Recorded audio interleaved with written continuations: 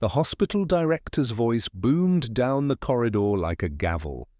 "A nurse has no authority to treat without a doctor's order." But Rachel Carter stood her ground, hands steady, pressing a bandage against the frail arm of an old man in a tattered military jacket. Whispers buzzed through the nurses' station as a tense silence blanketed the room. Then outside, the low rumble of engines cut through the air. 6 black SUVs pulled up to the hospital entrance.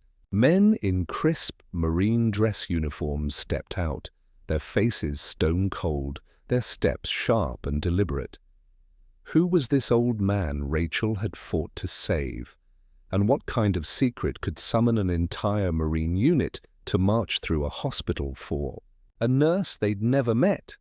At 35, Rachel was the nurse you prayed for on your darkest day at St. Nan's Hospital, known for her cool-headedness under pressure, her obsessive attention to detail, and the small human gestures that made every patient feel like more than a chart. Which city in the United States are you watching from? Drop a comment and share with us if you've had any run-ins with your HOA. We'd love to narrate your story on our channel. Rachel remembered birthdays, favorite meals, and even the names of grandchildren. She carried a little notebook in her pocket where she jotted down reminders, not because she had to, but because it mattered to her. Yet, when her shift ended and she walked out into the night, the quiet hit hard. Rachel lived alone in a modest one-bedroom apartment 5 blocks from the hospital. Her routine was simple microwave dinners, a cat named Oliver who waited by the door, and a worn couch where she sometimes fell asleep still wearing her scrubs. There was no partner, no children. Her life revolved around the hospital. The patients, the calling she believed was stitched into her very being. But even a calling can wear thin.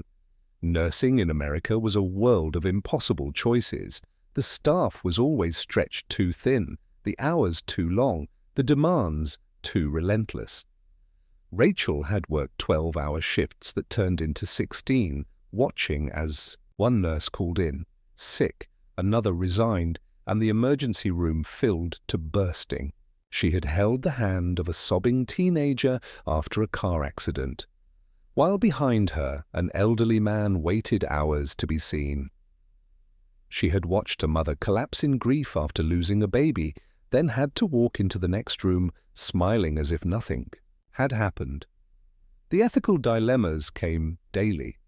Did you spend the extra 10 minutes comforting the dying man without family, knowing it meant your other patients waited longer?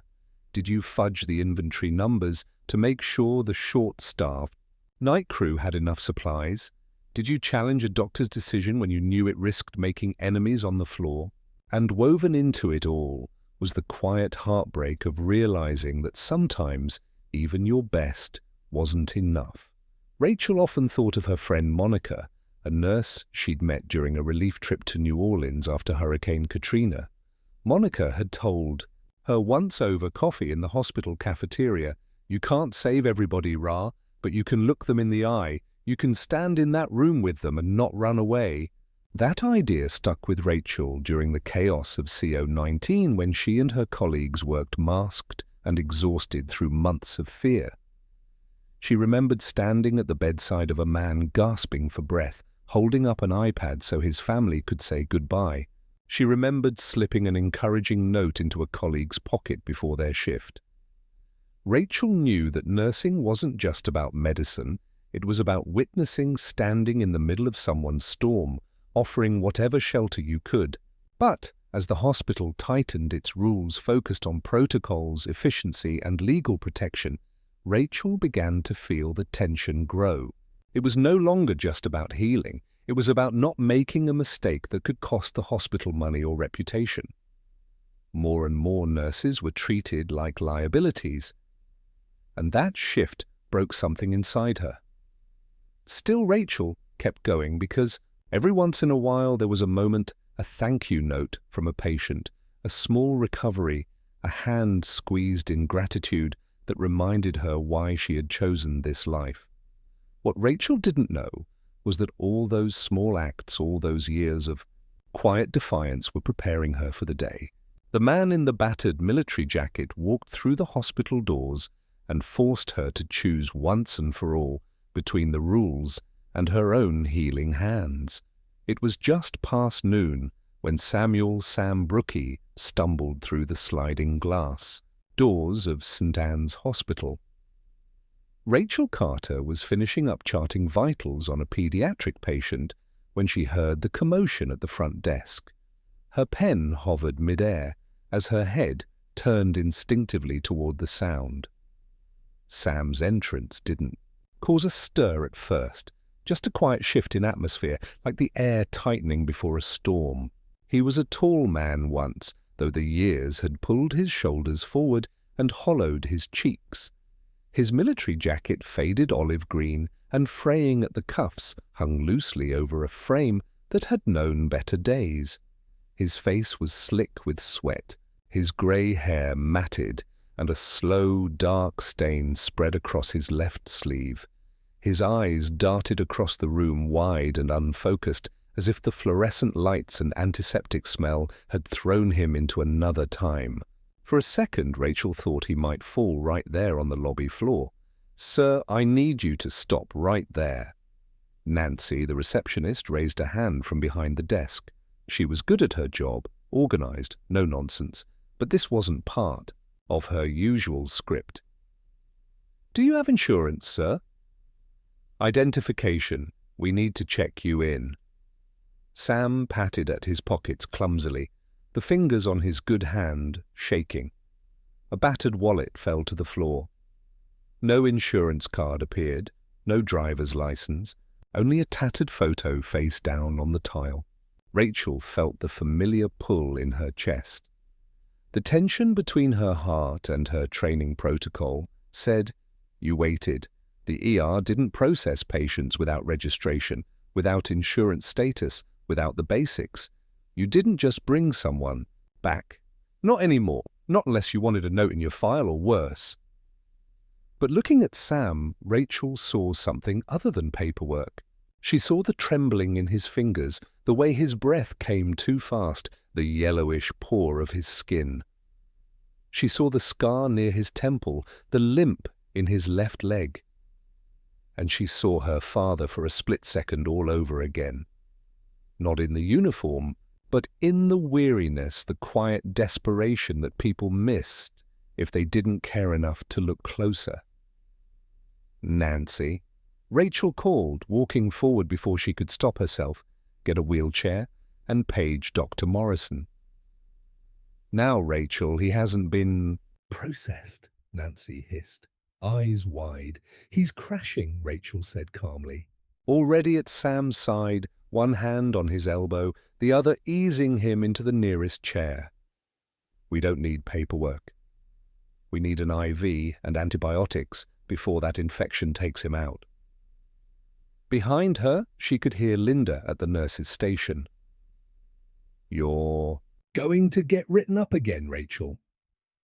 Rachel ignored it. She was focused on the clamminess of Sam's skin, the sluggish response when she tried to get his name. "Sam," he murmured, "just Sam." She knew that name wouldn't get him through the front desk or into a system, but it was enough for her. The tension between bureaucracy and compassion crackled in the air like a live wire. Rachel could feel it in every sideways glance, every clipped whisper. Hospitals were businesses now, their margins slim, their risks high. There were procedures, protections, liability concerns, all good intentions buried under a mountain of red tape. But Rachel remembered what her mentor Monica once told her. "If you wait for the system, you'll miss the chance to save a life." So she moved not as an employee, but as a nurse, as a healer, and with each step, lifting Sam into the bed, wrapping, the cuff around his arm starting a line. Rachel crossed an invisible line, one that would change everything, though she didn't know it yet. Rachel's hands moved on autopilot, cleaning the wound, checking vitals, preparing the IV. But inside, her mind was racing. what am I doing? She could almost hear Eleanor Green's voice in her head, the sharp-edged warning from the last staff meeting. No treatments without physician authorization. One more incident. Rachel and we will have no choice but to take disciplinary action. This wasn't the first time Rachel had walked this line. There was the night she slipped a blanket to a homeless patient waiting for a psych evaluation, though policy said to avoid unnecessary contact. The time she stayed 4 hours past. Her shift to sit with a teenage overdose patient when the family never showed. The time during COVID she smuggled an iPad into an isolation room so a dying man could see his wife's face one last time. Every time the same lecture: follow protocol, stick to your scope, protect the hospital. Rachel had nodded, promised to be more mindful, and returned to work with the same quiet conviction that had always guided her. You help people because it's right, not because it's convenient. But standing over Sam Brooks now, the weight of those warnings pressed heavy on her shoulders.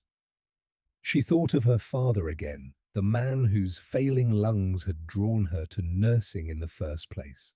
In his last days, the hospice nurse had bent the rules, slipping in extra time, extra comfort, extra care that no insurance policy accounted for. Rachel had never forgotten that. That's what healing means, her father had told her. Not just medicine. Mercy. Still doubt crept in. What if Sam had a bad reaction? What if he collapsed and someone blamed her? What if helping cost her the career she'd spent her whole adult life building? Why isn't anyone else stepping in? She wondered bitterly, glancing at the nurse's station where Linda peeked nervously over her computer screen, or at Nancy, still frozen behind the reception desk. It was the bystander effect. Rachel knew the term well.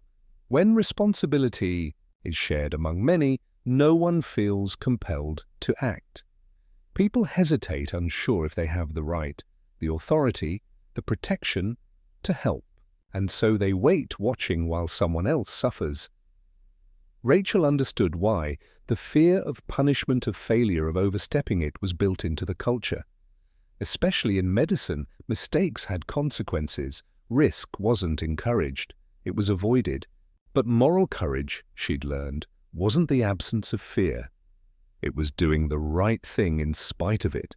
So Rachel drew a breath and pushed the doubt down, listening instead to the rhythm of Sam's breathing, the feel of his pulse under her fingertips. His skin was hot, his blood pressure dropping. The signs were clear. This wasn't about defiance, it wasn't about being a hero. It was about one human being seeing another in distress and refusing to look away. Rachel caught Linda's eye across the room, and for a moment she saw something flicker there. Not disapproval, but longing. The longing to act, to be bold, to reach out without the chains of protocol. As she finished securing the IV line, Rachel felt her heart steady. She wasn't reckless. She wasn't rebellious. She was a nurse. And sometimes being a nurse meant remembering why you put on the scrubs in the first place, to stand in the gap when no one else would. By the next morning, Rachel Carter's world had unraveled. She stood at her apartment window, the early light, filtering through thin curtains, phone in hand, watching the chaos unfold online. A 30-second clip, grainy, shaky, filmed by someone at the nurse's station, had gone viral overnight. The caption read, "Reckless nurse ignores hospital protocol, plays doctor." The video showed Rachel leaning over Sam Brooks, adjusting the IV, applying pressure to his arm. It didn't show his labored breathing, his shaking hands, or the cold sweat soaking through his jacket. It didn't show the empty nurse's station or the hesitation on everyone else's faces. It didn't capture the quiet desperation that Rachel had felt in that moment, the urgent pull to act. The comments were brutal. She should be fired. Who does she think she is? This is why hospitals have rules. Nurses like her are dangerous. By noon, Rachel had been officially suspended. No patient contact, no pay, no access to the hospital system. Security escorted her to her car, her badge confiscated at the door. As she walked through the parking lot with a small cardboard box of personal items, colleagues she had worked alongside for years avoided her gaze. Only a young nurse named Jenna gave her a tight, teary hug. When Rachel got home, her mother called voice, trembling.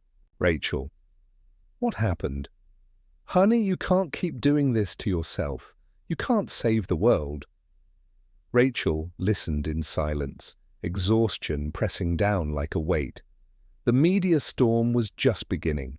Talk shows debated her case. Was she a hero or a reckless rule-breaker? Hospital administrators issued carefully worded statements about investigations and policy reviews. Reporters camped outside her apartment building, their vans parked like vultures on the curb. But beneath the noise, other voices began to emerge. There was Frank Morales, a Vietnam veteran who had been Rachel's patient after hip surgery. He posted a video on social media, his growly voice firm. "She sat by my bed when nobody else had time. She treated me like a man, not a chart. You don't throw away nurses like that." Then came Susan Clark, a cancer survivor who remembered Rachel's, staying late to hold her hand through chemo. "She was the only one who didn't flinch when I lost my hair. She called me beautiful when I couldn't stand the mirror." That's who she is, a local Army reservist Marcus Hale tweeted. "She saved a fellow veteran. I'd want her in my corner any day." For every angry comment, a ripple of support pushed back. Patients, veterans, families, people who had known Rachel's quiet care firsthand began to speak. But still the public trial raged on. Rachel sat at her kitchen table watching the storm, realizing how fast the world had changed. Social media didn't wait for truth, didn't pause for context. It judged in headlines and hashtags and viral clips, stripped of nuance.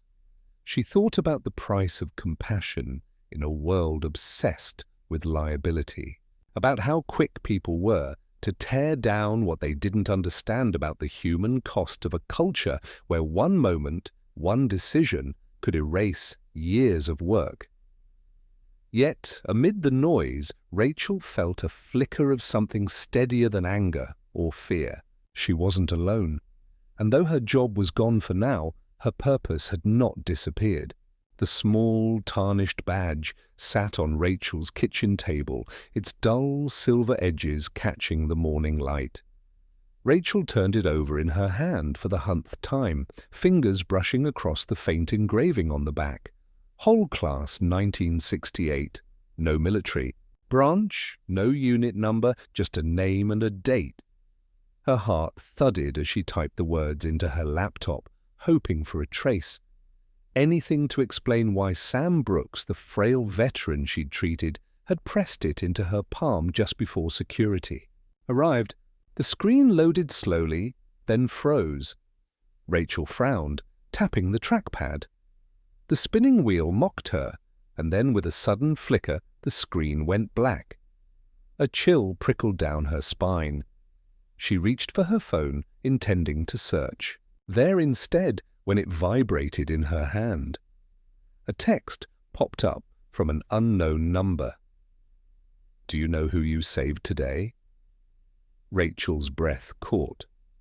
Her eyes darted to the window. Across the street, under the faint orange glow of a street lamp, sat a black SUV engine, idling headlights off. She hadn't seen it there when she got home. Her pulse quickened. She moved to the window, heart pounding, phone gripped tightly in her hand.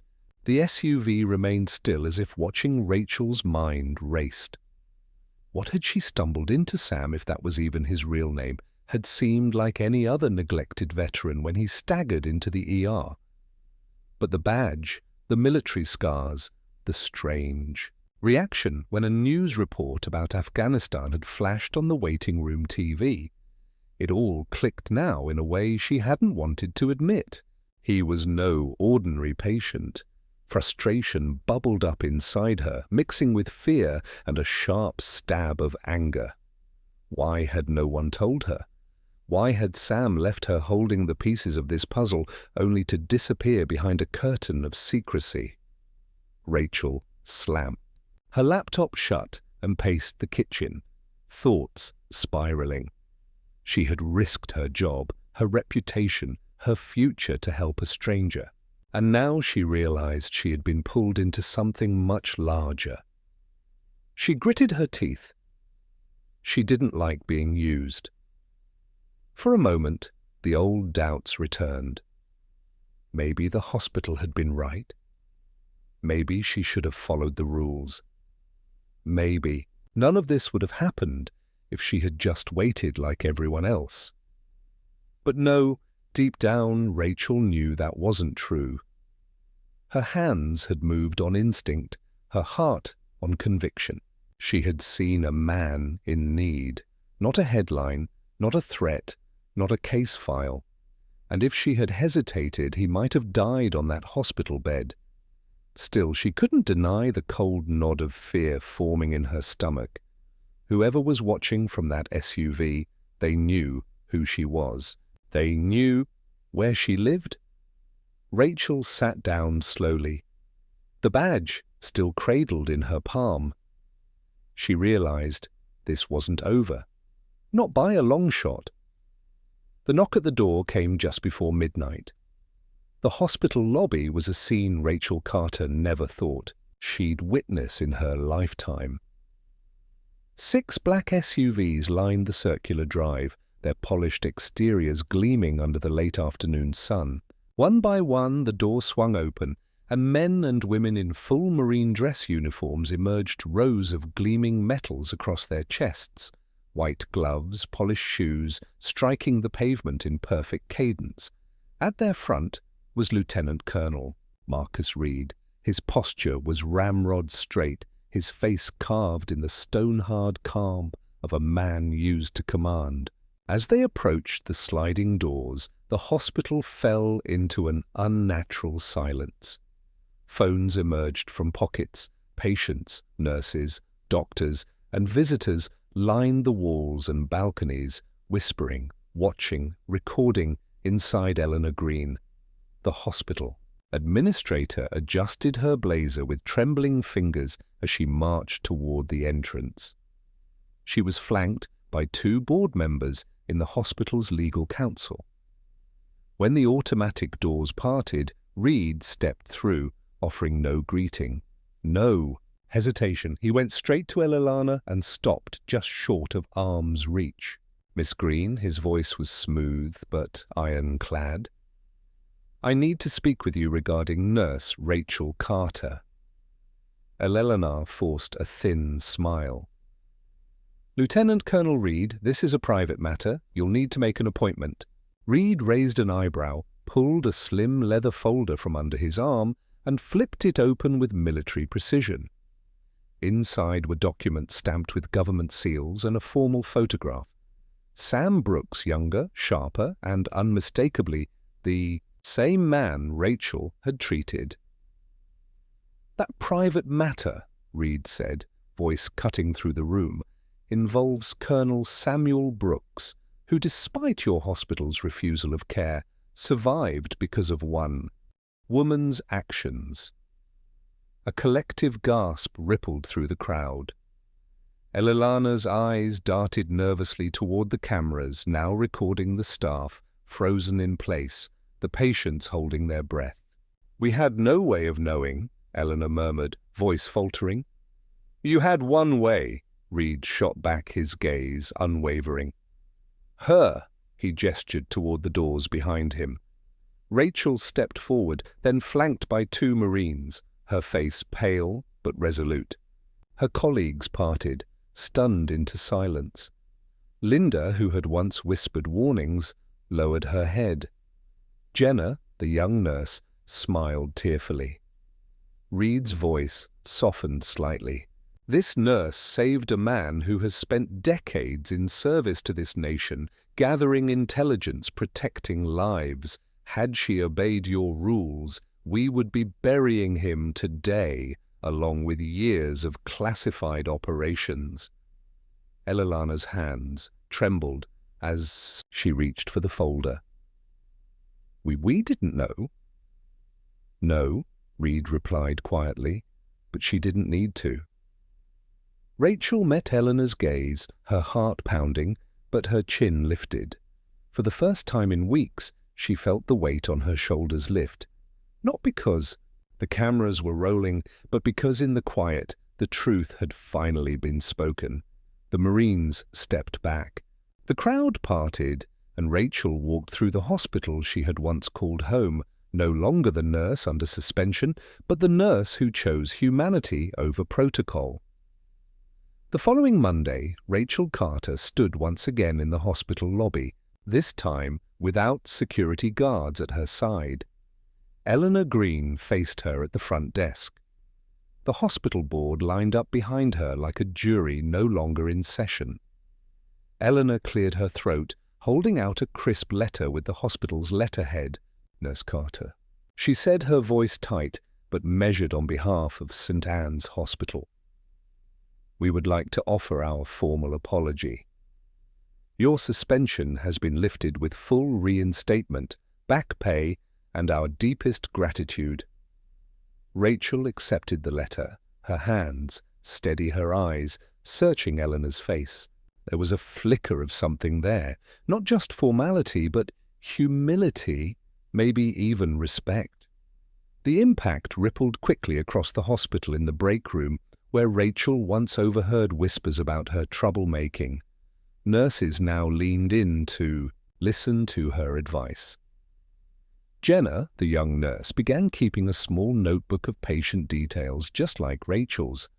Linda, once wary of breaking rules, quietly followed Rachel's lead in small moments, lingering at a patient's bedside, a little longer speaking up when a family needed an advocate. The hospital administration moved fast too. Meetings were held, policies were rewritten, emergency exceptions were clarified. Even Eleanor Green admitted in a rare staff meeting that protocols exist to protect, but they should never replace compassion. Rachel didn't ask to be called a hero. She simply went back to work, charting vitals, holding hands, remembering birthdays. But something inside her had shifted, where before she sometimes wondered if her small acts mattered. Now she knew without a doubt they did. As for Sam Brooks, Colonel Samuel Brooks, he didn't disappear. Every month or so, Rachel would find a letter in her mailbox. Sometimes it was a simple thank you, sometimes a story from his past. Once a folded photo of his grandchildren, whom he was finally able to visit without the cloud of his secret assignments hanging over him. On a quiet Sunday afternoon, a knock came at Rachel's apartment door. She opened it to find Sam standing. There, leaning slightly on a cane, a soft smile on his weathered face. They sat on her small porch for hours, sipping tea and talking, not about war or duty, but about ordinary things, gardens, books, the stubborn loyalty of cats. In the months that followed, Rachel found herself reflecting often on how one small choice, one refusal to look away, had set off a chain of events that no one could have predicted. A system had been shaken, a hospital had been changed, a life had been saved. She knew now more than ever that kindness was not a soft, passive thing. It was brave. It was disruptive. It was the quiet force that could bend even the hardest institutions towards something better.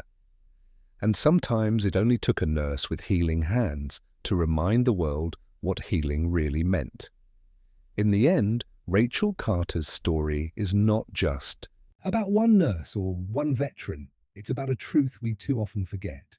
that the rules we create, whether in hospitals, schools, governments, or even families, are meant to serve people, not control them. Protocols have their place. They keep us safe, organized, and efficient. But when rules become walls that shut out compassion, when they turn into excuses for inaction, we risk losing the very heart of what makes us human. Rachel's choice to help Sam Brooks was not just a moment of defiance. It was a reminder that at our best, we are built to care for one another. She showed us that kindness is not weakness. It's a quiet form of courage. It's the thing that changes outcomes, shifts systems, and sometimes saves lives. In today's world, where headlines change by the minute and social media rushes to judgment, Rachel Carter's story reminds us of something timeless: the power of simple human kindness. Rules matter. They keep order. They guide systems, but they should never replace our ability to see the person standing right in front of us. Rachel's choice to help Sam Brooks wasn't just about saving a life. It was about showing that even in the most structured, pressured environments, compassion still has a place. That lesson matters in hospitals, yes, but it also matters in families, neighborhoods, and communities. For many older Americans watching this, you know that life's most important moments often have nothing to do with rules or reputation. They come down to how we treat one another when no one's watching. Maybe you were the neighbor who checked on someone after a storm. Or maybe a stranger once helped you carry groceries when your hands were full. I'd love to hear from you. Share in the comments. What's one act of kindness you've given or received that stayed with you all these years? How did it shape the way you see the world? Thank you for spending your time with this story today. Your time is valuable, and I'm honored you chose to share it here. If this touched your heart, please give it a like, share it with someone you care about, and subscribe to the channel for more stories that remind us of the best in each other. Because in the end, it's not the big things that define us. It's the quiet moments of goodness that ripple across a lifetime. Let's keep that conversation going.